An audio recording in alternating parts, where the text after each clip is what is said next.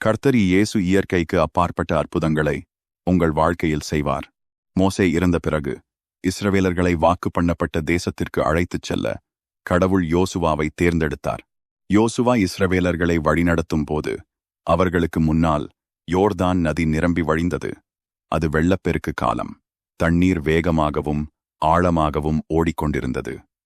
அந்த இடத்தில் பாலங்கள் இல்லை, படகுகள் இல்லை. மக்கள், நாம் எப்படி கடப்பது என்றார்கள்.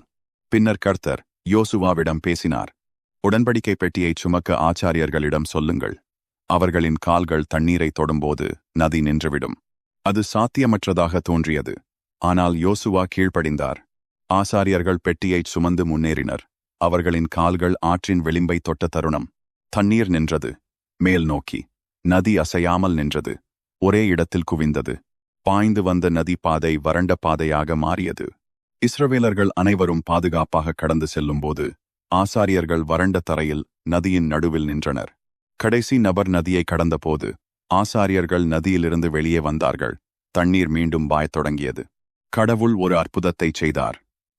மோசே மூலம் செங்கடலை திறந்தது போல யோசுவா மூலம் யோர்தானை திறந்தார். கடலை இரண்டாக பிரிப்பது என்பது இயற்கைக்கு அப்பாற்பட்ட அதிசயம்.